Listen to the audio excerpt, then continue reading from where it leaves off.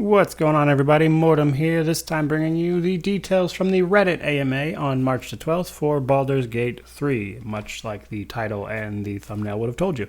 Just a couple things right off the bat. There's not really going to be anything worthwhile watching in the actual video itself, so if you guys just want to listen to this, you're pretty much free to do so. There's not that much going on in the background of the actual video.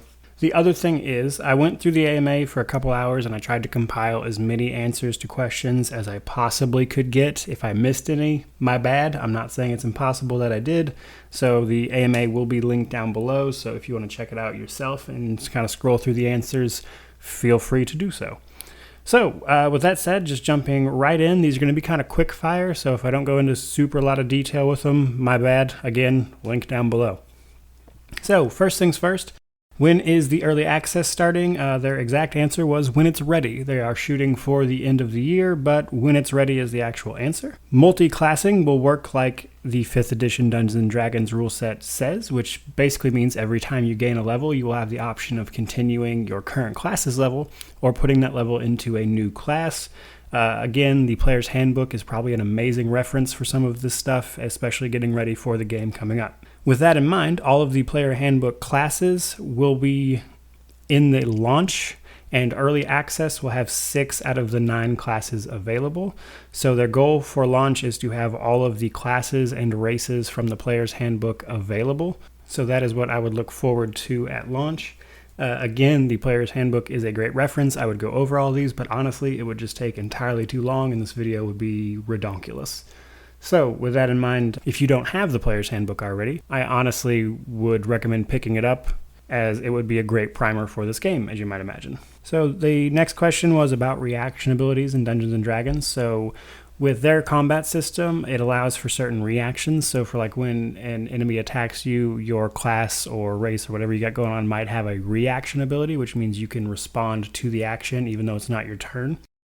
So basically these are going to happen automatically and you can turn them on and off is the plan. So say if you have like an attack of opportunity, you can set whether or not that happens or not. But all reaction abilities will be automatic. You just have to turn them on or off. So spell components in Dungeons & Dragons, a lot of spells require you to have components to cast.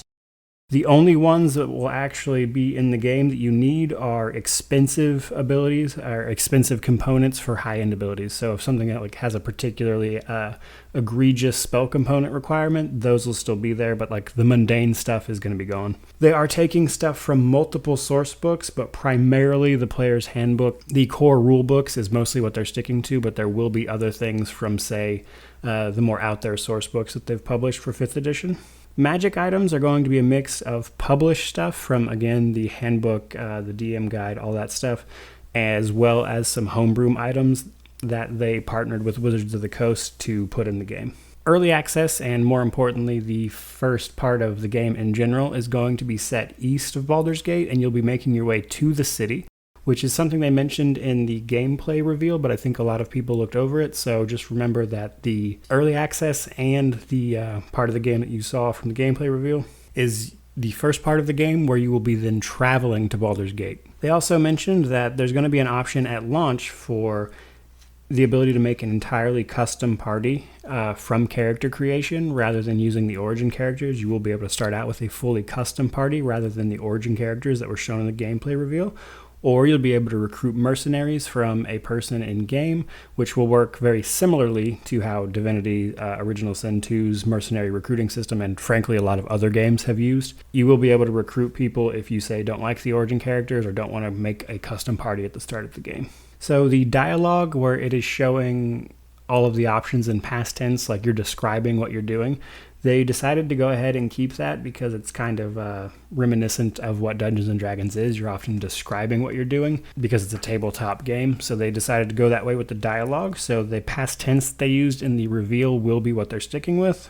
You will have to identify magic items and the like. Feats will be included. Feats are very similar to things like talents in other games. Basically, they're just strong buffs that you can pick up that function a specific way. They didn't give like details, but again, it looks like mostly all the feats from the player's handbook should be there at launch, but we'll see how that goes. No word on GM mode. So GM mode was from Divinity Original Sin 2. It was basically where you get to dungeon master a virtual game of D&D like game. So it's something that they want to put in from the sounds of it, but they don't actually have any plans for it at launch just yet. So they said await further notice, basically. You will be able to pick custom voices for your character. Part of character creation will be picking custom voices, at least for the custom characters. Obviously, I don't think that applies to the origin characters. They also mentioned that this is Baldur's Gate 3, so there will be some connection to the past Baldur's Gate games, which again, they mentioned at their gameplay reveal, but I think some people missed that. There will be some connection to the Ballspawn legacy that happened from the first two games. The rest system from Dungeons & Dragons will be in place, so there will be short rests that you'll be able to take out and about, which will restore some things. And then longer-term spell slots and things for your caster classes have to be recuperated on a long rest, which requires you to go to the camp system that was shown off in the gameplay reveal. So that system should be pretty much what you'd expect from Dungeons & Dragons.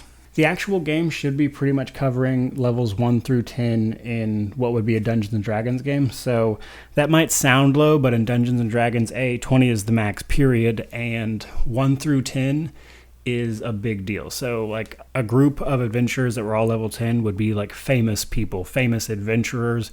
They would be considered very powerful. In Dungeons & Dragons, each and every level is very important. Like a level is a big deal in Dungeons & Dragons. So with that in mind, even though 1 through 10 sounds small, keep in mind that like the previous Baldur's Gate games were basically a level 1 through 10 adventure as well. And lastly, I wanted to mention that they gave their official response on the turn-based versus active pause debate that had been raging in certain corners of the internet. So I released an opinion piece on this, and my big thing was that it makes sense that this game is going to be turn-based because, Dungeons & Dragons is turn-based. And the official response from Larian on it is that ultimately Dungeons & Dragons is turn-based at the tabletop level. So that's what they're going with in their game. That is their official response. This late in development, I wouldn't really expect it to change either. So there's that. That is everything I got. Again, it's possible I missed some stuff. I tried to get through as many of them as humanly possible. But after a couple hours, this is what I had come up with. So that said, that link is down below if you want to look through any of the answers yourselves. But I hope you guys enjoyed this look at some of the details of the upcoming Baldur's Gate 3. Thank you so much for watching. Have a great day.